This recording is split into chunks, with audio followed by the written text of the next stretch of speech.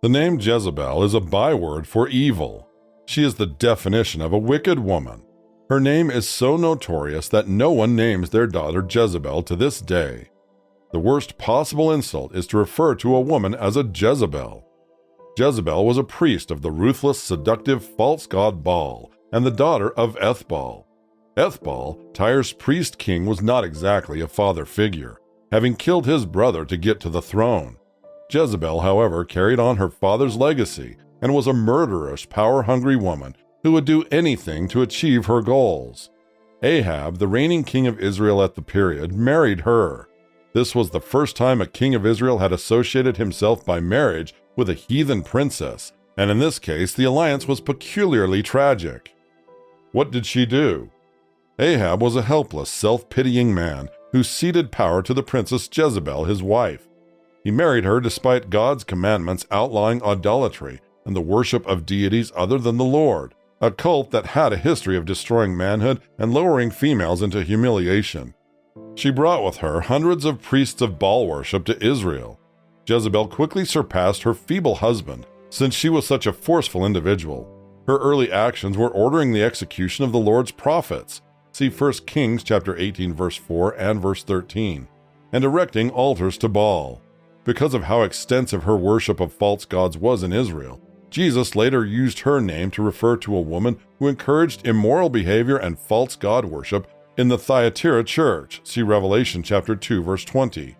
Ahab was already disobeying God before they got married, according to 1 Kings chapter 16 verse 31, but he compounded their wickedness by breaking the law prohibiting Israelites from marrying foreigners. The most popular pagan deity among the Sidonians was Baal, and Ahab legalized Asherah and Baal worship in Israel. The story of Jezebel and Ahab's disputes with God's prophets, particularly Elijah, can be found in the last chapters of 1 Kings and the 9th and 10th chapters of 2 Kings. Idolatry became more widespread under Ahab's reign because Jezebel continued to persuade Ahab to worship the pagan god Baal after they got married. She wanted to eliminate anyone who dared to challenge her, and many of Yahweh's prophets were assassinated at her behest. The righteous vengeance of Elijah, who correctly foresaw the coming of a severe drought as divine punishment against Jezebel, was inspired by these cruel and oppressive acts. According to 1 Kings chapter 16 through 18, God sent a drought because Jezebel and Ahab encouraged idolatry. Elijah then challenged the prophets of Baal to see which god would set an altar on fire. Elijah slaughtered hundreds of Baal worshippers after God lit his altar, and the rain fell for the first time in 3.5 years. Jezebel threatened to kill Elijah in a message to him after Ahab told her what had transpired. Elijah was forced to escape for his life when Jezebel made a furious promise to have him slain after she learned of the murders. See 1 Kings chapter 18 verse 19 through chapter 19 verse 3. Elijah became discouraged at this point and fled to Horeb, but God saved him and gave him additional orders, among them to name Elisha as his successor. 1 Kings chapter 20 tells how Ahab planned to convert a vineyard close to his castle into a vegetable garden. When Naboth, the owner, declined the offer, Ahab pouted, and Jezebel asked him why he was acting in such a manner. Ahab told Jezebel what was bothering him, and she asked, "Is this how you act as king over Israel? Get up and eat. Cheer up.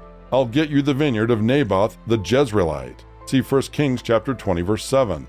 Jezebel orchestrated for people to accuse Naboth of cursing God, and Ahab had him killed. Here we see a marriage bound to fail. A weak, immature husband lets his wicked, controlling wife run the household.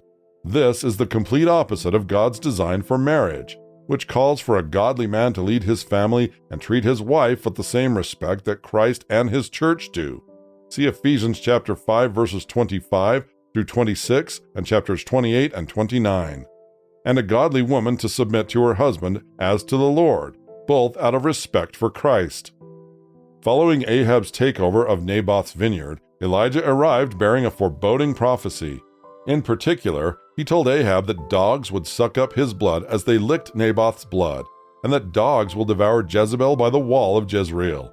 See 1 Kings chapter 21 verse 23. He also predicted that Ahab's family would be killed. After Ahab repented, God revealed to Elijah that he had chosen to delay the whole destruction of Ahab's family for a generation by bringing it on Ahab's son Ahaziah. Ahab died following a battle, and his son Ahaziah attempted to disobey Elijah's warnings, but ultimately perished after falling through a lattice floor. See 1 Kings chapter 20 verses 22 through 2 Kings chapter 1. Joram became the new king since Ahaziah had no sons. According to 1 Kings chapter 2, Elisha succeeded Elijah as the prophet after Elijah was carried to heaven like Enoch.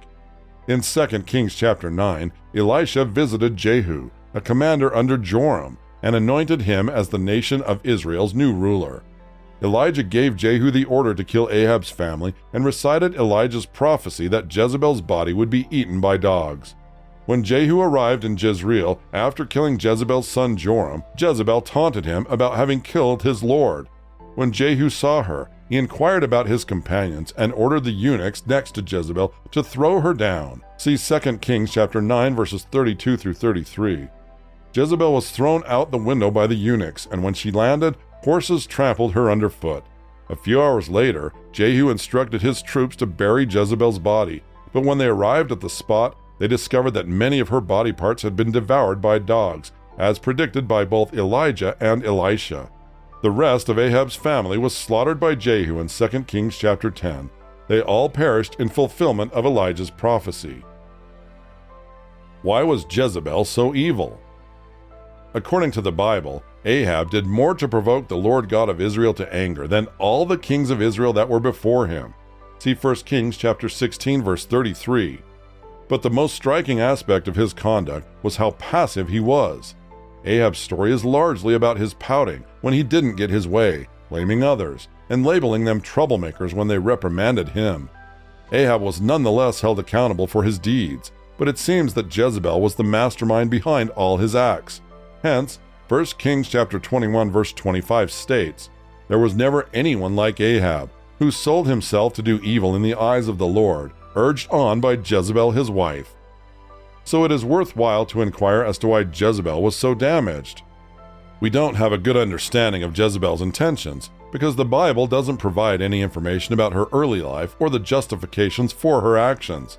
However, what little information we do have about her past provides some cues as to what may have led to her behavior. To begin with, Jezebel was a Canaanite princess.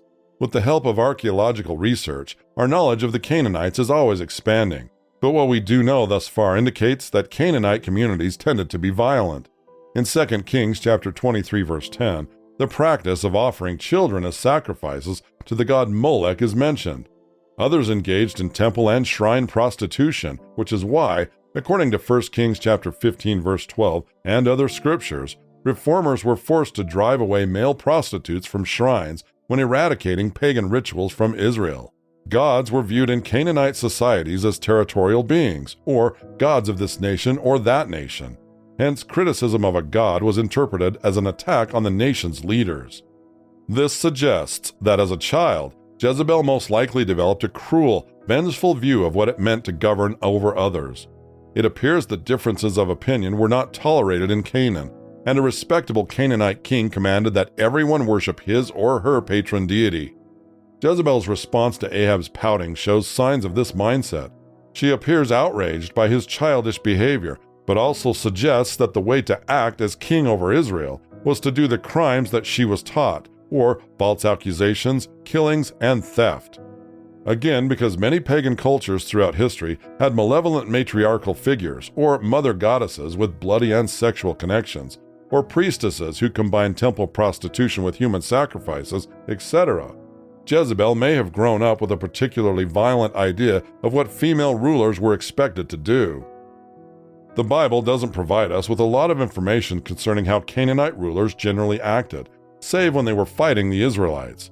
Probably, Jezebel behaved more or less as a Canaanite queen in her position was expected to do. She would have been more likely to give in to her authoritative impulses and justify herself to act out in new and heinous ways, having married a childish husband like Ahab. Significance. Jezebel has left her mark on history as the embodiment of everything cunning, nasty, vengeful, and vicious. She is the first significant catalyst for the persecution of God's saints. She spared no effort to keep idolatry around her in all its magnificence, since she was driven by no principles, restrained by neither fear of God nor man, and passionate in her love for her heathen religion. Along with the 400 prophets of the groves, or prophets of the Asherah, who dined at her table, she oversaw the work of 450 prophets in service to Baal. Additionally, the idolatry was one of the most obscene and sensuous nature. Lessons. Both good and bad characters in the Bible have lessons for us to take away. In the world, there are both good and bad people. Queen Jezebel used her influence and power to get what she wanted. She was guilty of murder, false accusations, theft, and other offenses. Her name is frequently connected with cunning, evil things. There are a few probable lessons that might be drawn from Jezebel's experience. One is that you should be cautious about who you put your trust in. Ahab was probably persuaded to act against his better judgment by Jezebel, who had a reputation for being a very cunning person. It is a lesson on the necessity of standing up for what you believe in. Jezebel had a strong commitment to her faith and would go to considerable measures to uphold it. The main lesson from Jezebel's story, however, is that we should worship the one true God. During King Ahab's reign, God's worship almost completely vanished. The temple was defiled. Idolatry became very prevalent. The true prophets ran into hiding out of fear of being killed. But the ending was tragic for both her and her husband King Ahab and the Baal prophets. We should worship God only. And lastly, keep your body pure. We should not engage in anything that defiles our bodies, be it sexual immorality or idolatry.